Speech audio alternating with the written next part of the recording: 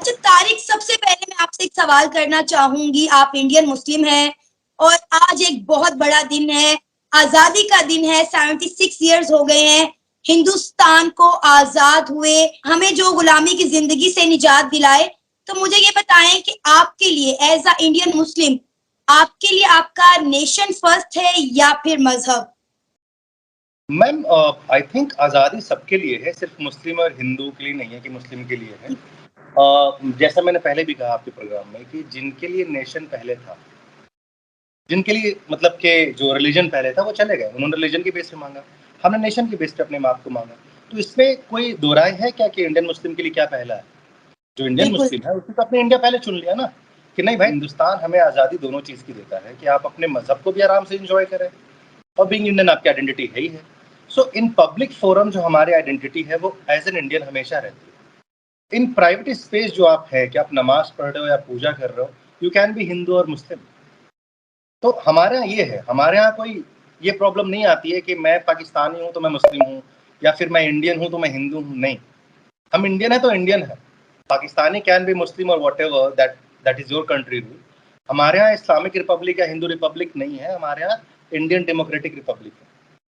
So please चले Tariq, understand कि we are Tariq आपने ये तो बता दिया कि हिंदुस्तान में रहने वाले तमाम लोग, तमाम मजाहिब के लोग आजाद और खुद मुख्तार जिंदगी गुजार रहे हैं।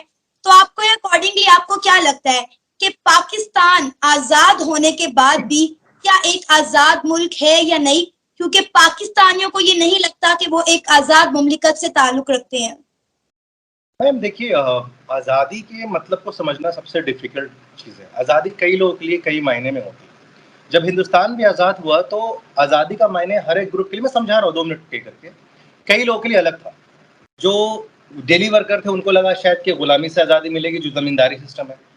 जो दलित थे उनको लगा कि शायद जो मेरे ऊपर एट्रोसिटीज़ होती है, जो नीच लोग मुझे मानते हैं, उससे आज़ादी मिलेगी। कई जो लोग थे नेता लोग, उनको लगा कि अंग्रेजों से आज़ादी मिलेगी। तो ऐसे करके अगर आप पाकिस्तान की देखेंगे तो पाकिस्तान को लगा शायद कि मैं अलग मुल्क बना लूँगा तो मुझे आज़ादी मिल जाएगी, शायद हिंदुओं से या फिर शायद अंग्रेज़ों से। लेकिन अगर मैं कोई बुराई पाकिस्तान की नहीं कर रहा, मैं बस फैक्ट बता रहा हूँ कि क्या आप आज़ाद हो ये देखो पहले आप चाइना के कंट्रोल में हो, आप वर्ल्ड बैंक के पूरे डेट में हो, तो are you actually in control? आपको अपनी ज़मीन देनी पड़ रही है चाइना को, आप अपनी ज़मीन यूएस को दे रहे हो या फिर किसी और को दे रहे हो फाइट करने के लिए, या फिर किसी से लोन ले रहे हो अपनी कंट्री चलाने के लिए, या फिर आप आर्मी के कंट्रोल में हो। तो आप अपने मायने समझो कि क्या आपके लिए आज़ादी है। अगर ये है तो बेहतर, आपको आज़ादी मुबारक हो, लेकिन मेरे मायने में शायद ये आज़ादी नहीं है। जहाँ पे एक दिमाग अगर डरा हुआ है तो वो आज़ादी मेरे लिए तो नहीं है। तो आप पाकिस्तानी को या फिर जो भी हैं उनको खुद समझना पड़ेगा कि आप आज़ाद हो या नहीं। तारिक आई। अच्छा तारिक, मुझे बताएं कि 76 इयर्स हो गए हैं एज अ इंडियन मुस्लिम, आज आप इंडिया को कहां पर देख रहे हैं और पाकिस्तान को कहां पर देख रहे हैं? और अगर उस टाइम 76 इयर्स पहले आपकी फैमिली ने, आपके बड़ों ने ये डिसीजन लिया होता कि हमें हिंदुस्तान छोड़कर पाकिस्तान चले जाना चाहिए था, तो आज वो लोग कहां पर स्टैंड कर रहे होते? मैम आज मैं भीख मांग रहा हूँ तो शायद जैसे और पाकिस्तानी लोग परेशान होकर मांग रहे हैं, या फिर परेशान है, या फिर उनकी इज्जत नहीं है, या फिर उनको जो पूरे दुनिया में कहीं ना कहीं कुछ झेलना पड़ रहा हो। तो मैं बहुत शुक्रगुजार हूँ अपने पूर्वजों का, जिन्होंने कम से कम ये डिसाइड नहीं किया कि हम पाकिस्तान जाएंगे। उन्होंने लगा कि नहीं, हम ऐसे मुल्क में रहेंगे जहाँ पे हर मज़ाहिब के लोग होंगे, हमारे बच्चों को सीखने को कुछ मिलेगा, ऐसे यूनिटी कैसे होती है वो सीखने को मिलेगा। एक मज़ाहिब के नहीं अंदर रह के कई तरह के कल्चर लोग सीखेंगे और वहीं हमारा मुस्तकबिल होगा, वहीं आगे बढ़ेंगे।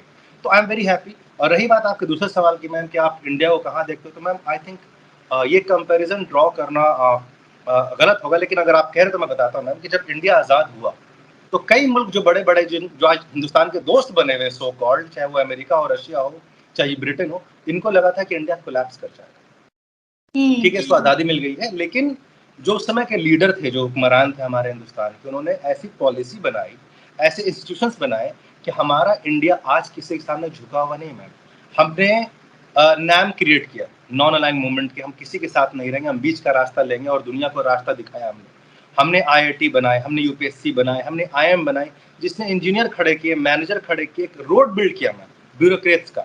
हमने आज तक किसी से भीख नहीं मांगी। एक मौका आया जहाँ पे हमने US से बीट मांगा, यूएस ने हमें बेइज्जत करने के लिए सारा आटा इंडियन ओशन में बहा दिया।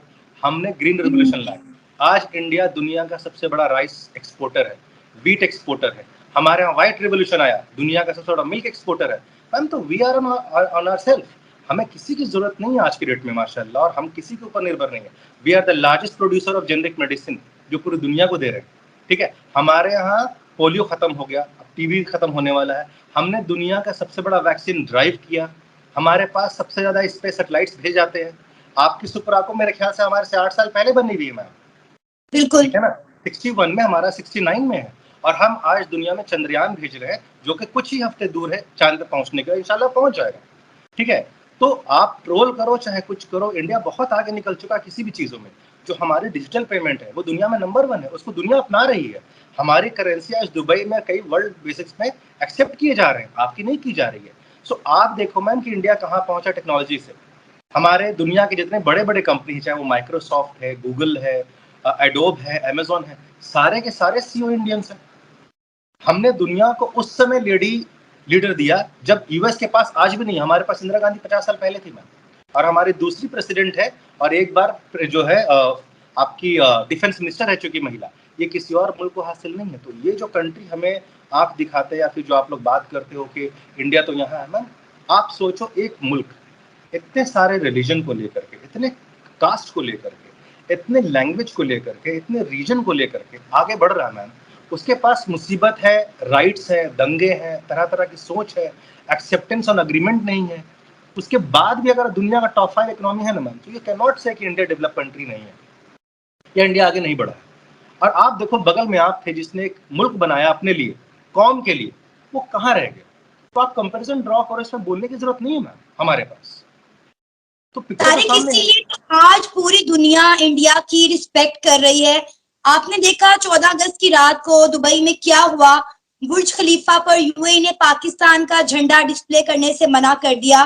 बहुत बड़ी तादाद में वहां पर पाकिस्तानी मौजूद थे और वो एक्साइटेड थे, वेट कर रहे थे कि जैसे ही 12 बजेंगे बुर्ज खलीफा को पाकिस्तान के झंडे के रंगों से रोशन किया जाएगा, मगर ऐसा नहीं हुआ। वहां पे मौजूद पाकिस्तानी चीख चीख कर ये कह रहे थे कि ये हमारी औकात रह गई है कि बुर्ज खलीफा ने आज हमारा झंडा जो है यूएई ने बुर्ज खलीफा पर लगाने से मना कर दिया है। और उसके बरक्स अगर देखें, जैसे ही 15 अगस्त आई, वहां पर इंडियन सॉन्ग्स भी लगाए गए। आप लोगों के जो है वो जो सॉन्ग्स होते हैं वो लगाए गए, उसके साथ साथ इंडिया का झंडा भी बुर्ज खलीफा पर डिस्प्ले किया गया। तो देख लें आज दुनिया इंडिया की किस तरह रिस्पेक्ट कर रही है और पाकिस्तान को किस तरह डिसरिस्पेक्ट किया जा रहा है। I won't take it as a disrespect और रिस्पेक्ट। बात समझो, हम डिप्लोमेटिक रिलेशन क्या होती है। पाकिस्तान के डिप्लोमेटिक रिलेशनशिप कैसे है किसी मुल्क के साथ, इस पर डिपेंड करता है। इंडिया ऑफ कोर्स हमारा बहुत अच्छा रिलेशनशिप है अरब कंट्रीज के साथ। दे लुक फॉरवर्ड कि इंडिया के साथ वो काम करे, सारा कुछ करे, तो इसके साथ तवज्जो हमें मिलती भी है इस चीज को लेकर के। सबसे ज्यादा मैन पावर जो दुबई की है वो मेरे ख्याल से इंडियन है मैम। तो इन चीजों को देखना और समझना सबसे जरूरी है कि वो वैल्यू किस बात पे करते हैं, कि आपका कॉन्ट्रीब्यूशन क्या है ना। तो अगर पाकिस्तान का कॉन्ट्रीब्यूशन इस लायक है कि कंट्री एक्नॉलेज करे, तो बिल्कुल करेंगे। जैसे हमारा व्हाइट हाउस के ऊपर भी होगा मैम, ठीक है। हमारे आप रशिया में चले जाओगे, वहां भी किसी ऊंची बिल्डिंग पे होगा। सो वर्ल्ड सेलिब्रेट करती है इंडियन इंडिपेंडेंस, ठीक है। ये कोई नई बात नहीं है, और अब कुछ ज्यादा हो रहा because India is moving ahead. इस कोविड के बाद भी इंडिया को आगे बढ़ना और रुकना नहीं मैम, ये बहुत बड़ी बात है कि दुनिया ने सबको देखा कि पुश बैक मिल गए, बट इंडिया आगे बढ़ता रहा। So that is a landmark achievement, आप उसको डिनाई नहीं कर सकते।